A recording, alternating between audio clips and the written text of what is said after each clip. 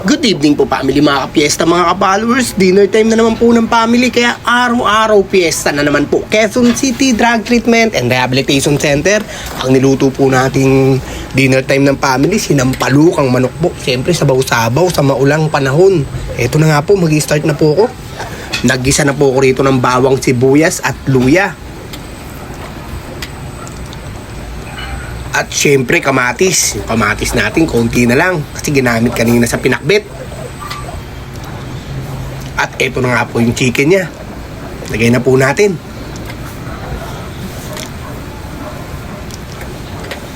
Titimplahan ko na po yan ng patis. Paminta po. Konting bechin lang. Konting asin. At sinabay ko na rin po itong chicken cubes niya. Then mekos-mekos syempre. Mekos-mekos lang po. Takpan na po natin. At buksan natin ulit. Tatanggalin po natin dyan yung medyo madugo-dugo pa.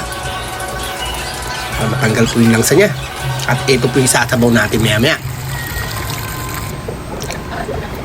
Ito na nga po.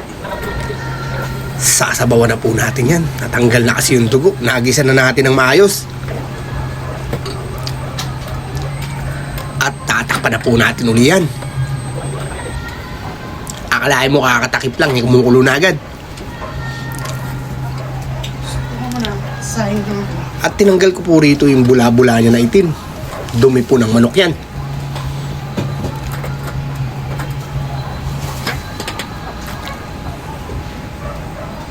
At ito na nga po yung pampaasim natin na sinigang mix. Lagay na po natin yan.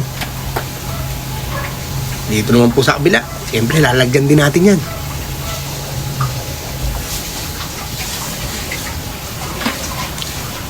At nilagay ko na rin po itong gulay niya na sitaw.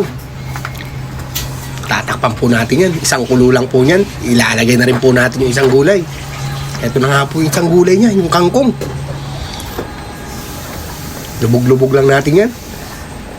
Isang kulo na lang po yan. Luto na po yan. Family mga ka-fiesta. Ito na nga po family mga ka-fiesta. Luto na po ang dinner time ng family. Okay na to.